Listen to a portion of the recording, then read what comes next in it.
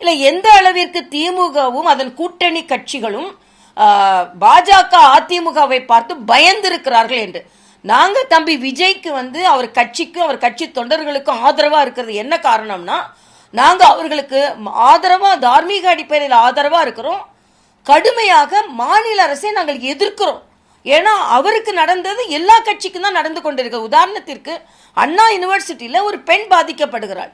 பெண் தலைவராகிய நாங்கள் போய் போராட்டம்னா எங்களை கைது செய்யறாங்க. அது போராட்டத்திற்கு அனுமதி கிடையாது. ஒரு மூன்றாவது மொழி வேண்டுன்னு கையெழுத்து வாங்க எம்ஜிஆர் நகர் மார்க்கெட்டுக்கு போனா ஏதோ தீவிரவாதியை பிடிக்கிற மாதிரி எல்லாரும் என்னை சுற்றி நின்று கொண்டு கையெழுத்து கூட வாங்க விடலை. எல்லாவற்றிற்கும் மேலாக துப்புரவு தொழிலாளர்களுக்கு ஆதரவாக போனா வீட்டில் அரெஸ்ட் பண்ண, ஹவுஸ் அரெஸ்ட் பண்ண வந்தாங்க. நான் ஏன் இதை சொல்றேன்னா, எதிர்கட்சிகளுக்கெல்லாம் குரல் வலை இப்படி அறிவிக்கப்படாத அவசர நிலையா இருக்கும் பொழுது அவரை போன்ற கட்சிகளுக்கு நாங்கள் ஆதரவு கொடுக்க வேண்டிய அவசியம் எங்களுக்கு ஏற்படுகிறது என்பதுதான். ஆக இது ஒரு தார்மீக அடிப்படையில் ஒரு எதிர்கட்சியை குரல் வலையை நெரிக்கும் பொழுது நாங்கள் எல்லாம் ஆதரவாக இருக்கிறோம். ஆக ஒரு அரசியல் கட்சி என்று வந்தால், அரசியலில் ஒரு நிகழ்வு நடந்தது என்றால் அவங்க ஒரு அடிப்படையில் ஒரு நிலையை தேர்ப்பட ஒரு stand, they have to stand with one incidents.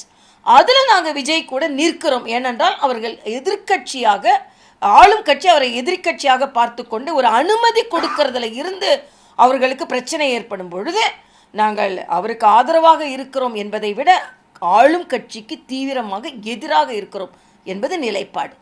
சில பேர் இந்த பாதிக்கப்பட்டவங்க எல்லாம் மேல்முறையீடு பண்ணாங்க. ஆனா அதுல நிறைய பேருக்கு எங்களுக்கே தெரியாது, ஆனா எங்க பேர்ல சொன்ன இந்த மீட்டிங் எல்லாம் கொடுக்குறாங்க. இல்ல அதுதான் சொல்றேன். இதுல ஏன்னா அவங்க உச்ச நீதிமன்றம் வரைக்கும் போய் இதுக்கு முன்னால கூட அவங்க பேர்ல தான் சிபிஐ வழக்கு தொடங்கப்பட்டதுன்னு. ஆளும் கட்சி மேல நமக்கு ஏன் நம்பிக்கையின்மை வருகிறது என்றால், சாட்சிகள் கலைக்கப்படுவது என்பது நாம் பார்த்து கொண்டு தான் இருக்கிறோம்.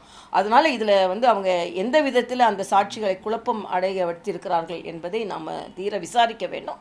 திராவிட முன்னேற்ற கழகம் எதை வேண்டுமானாலும் செய்வார்கள். அதில் இதில் என்ன செய்தாங்க என்பது தெரியல. அதுக்கு விசாரணை இருக்குது. அதில் நான் ஒன்றும் தலையிடலை. அவர்கள் 2 பேரின் கருத்துக்கள் மீது விசாரணை இருக்கிறது. விசாரணை முடிவுகள் வெளியே வரட்டும், அதற்கு பின்பு நாம் பார்ப்போம். ஆனால் பாமர மக்கள், அவங்க எல்லா மக்களுமே சிபிஐ வேணும்னு தான் கேட்டாங்க. பாஜக சிறப்பு குழுவை அமைச்ச உடனே ஏன் குழு வருதுன்னு கேட்டாங்க. ஆனால் அந்த மக்கள் யாருமே நீங்கள் ஏன் வந்தீங்கன்னு கேட்கல. எல்லாரும் மடை திறந்து தங்களோட பிரச்சனைகளை சொன்னாங்க. ஆக அன்று அவர்கள் மக்கள் சொல்லும் பொழுது எல்லாருமே தீவிர விசாரணை வேணுங்க, இதில் பாராபட்சமான விசாரணை வேண்டும், பாராபட்சமற்ற விசாரணை வேணுங்கன்னு கேட்டாங்க. அதனால் இந்த 2 பேர் இல்லாமல் பாதிக்கப்பட்ட அத்தனை குடும்பங்களுக்கும் தங்கள் வீட்டில் இழந்தவர்களுக்கு நியாயம் கிடைக்க வேண்டும், அவங்களுக்கு சிபிஐ விசாரணை வேண்டும் என்ற எண்ணம் தான் எல்லார் மனதிலும் இருந்தது. சில பேர் வெளியே சொன்னாங்க, சில பேர் வெளியே சொல்லலை என்பதுதான். ஆனால் எல்லாருக்குமே மாநில அரசின் விசாரணையின் மீது நம்பிக்கை இன்மை இருந்தது.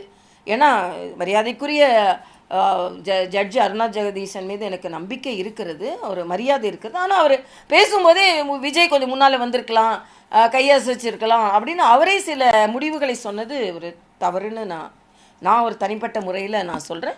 அதே மாதிரி ஸ்பெஷல் இன்வெஸ்டிகேஷன் டீம் உயர்நீதிமன்றம் அமைத்தால் கூட இருந்தது எல்லாம் மாநில அதிகாரிகள் தான். ஒரு மாநில அதிகாரி, ஐஏஎஸ் அதிகாரியையே செய்தி தொடர்பாளராக பயன்படுத்துகிறாங்க தமிழக அரசு. அப்படி இருக்கும் பொழுது என்ன உண்மையான தகவல்கள் அவர்களிடமிருந்து இந்த விசாரணை குழுவுக்கு கிடைக்கும்ன்றது ஒரு கோரிக்கை இருக்குல்ல. உதாரணத்திற்கு எங்கள் டெலிகேஷன், பிஜேபி டெலிகேஷன் வரும்போதே கலெக்டர் சந்திக்கிறேன்னாரு, எஸ்பி சந்திக்கிறேன்னாரு, திடீர்னு சந்திக்க மாட்டேன்னு சொல்லிட்டாங்க. ஆக அந்த குழுவை வைத்துக்கொண்டு, அந்த அதிகாரிகளை வைத்துக்கொண்டு மாநில கோர்ட் அமைச்ச ஸ்பெஷல் இன்வெஸ்டிகேஷன் டீம் என்ன வேலை செய்யும் நமக்கு தெரியலையே. தவறு செய்தவர்கள் தஞ்சம் அடையினா முதல் திமுக தான் எங்கிட்ட தஞ்சம் அடைஞ்சிருக்கணும். ஏன்னா எல்லா தவறும் அவங்க தான் செய்கிறாங்க. அதனால் வேண்டியவர்களுக்கு நாங்கள் ஆதரவாக இருக்கிறோம் என்று எடுத்துக்கொள்ளலாமே தவிர, தவறு செய்தவர்கள்னா இன்னைக்கு தவறு செய்தவர்னு யார்? செந்தில் பாலாஜி தவறு செய்கிறோம் தான். நான் என்ன கேட்குறேன், திராவிட முன்னேற்ற கழகம் அதிமுகவிலிருந்து செந்தில் பாலாஜி எப்படி தஞ்சமடைய வைத்தாங்க? சேகர் பாபு யாரு? ராஜகண்ணப்பன் யாரு? முத்துசாமி யாரு? அப்போ தவறு செய்தவர்களை எல்லாம் நீங்கள் எதிரில் இருக்கும்போது தவறு செய்தவர்கள் என்று சுட்டி காண்பித்து விட்டு இதே செந்தில் பாலாஜி மீது தவறு செய்தார் என்று வழக்காடு மன்றத்துக்கு போனது இன்றைய முதலமைச்சர் அவர்கள்.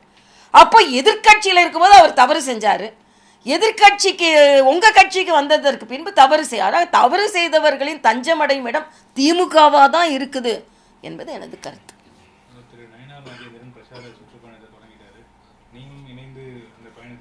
இல்லை, மரியாதைக்குரிய தலைவர் நயினார் நாகேந்திரன் அவர்கள் சுற்றுப்பயணத்தை நாங்கள் எல்லாம் சேர்ந்து தான் திட்டமிட்டோம். அதற்கு நாங்கள் எல்லாம் சேர்ந்து தான் பெயர் வைத்தோம். அதனால் நிச்சயமாக அவரோட சுற்றுப்பயணம் வெற்றி பெறுவதற்கு வாழ்த்துகள். நிச்சயமாக அந்த சுற்றுப்பயணத்தில் நாங்களாம் எங்கெல்லாம் கலந்துக்க முடியும் அதெல்லாம் கலந்து கொள்வோம். அடுத்த கட்ட பயணத்தில் தேசிய தலைவர்கள் யாரும் இல்லை, எல்லாம் அதற்கான முயற்சிகள் நடந்து கொண்டு இருக்கிறது. இப்போ இந்த நிகழ்ச்சிக்கு கூட தேசிய தலைவர்கள் வந்திருக்க வேண்டும். பீகார் எலெக்ஷன்னால அவங்க வரலை. அதுக்கப்புறம் இன்னும் தமிழக அரசும் ஸ்டாண்டர்ட் ஆப்ரேட்டிவ் ப்ரொசீஜர் இன்னும் SOP சரியாக கொடுக்கல. அதெல்லாம் கொடுத்ததுக்கப்புறம் இன்னும் நாங்கள் பெருசாக அதை ஏற்பாடு செய்து தலைவர்களை நாங்கள் கூப்பிடுவோம் என்பது எங்களது கருத்து. தேங்க்யூ. பிளே ஸ்டோர் மற்றும் ஆப் ஸ்டோரில் இருந்து பாலிமர் செயலியை QR கோடு மூலம் பதிவிறக்கம் செய்யுங்கள். செய்திகளை உடனுக்குடன் பெறுங்கள்.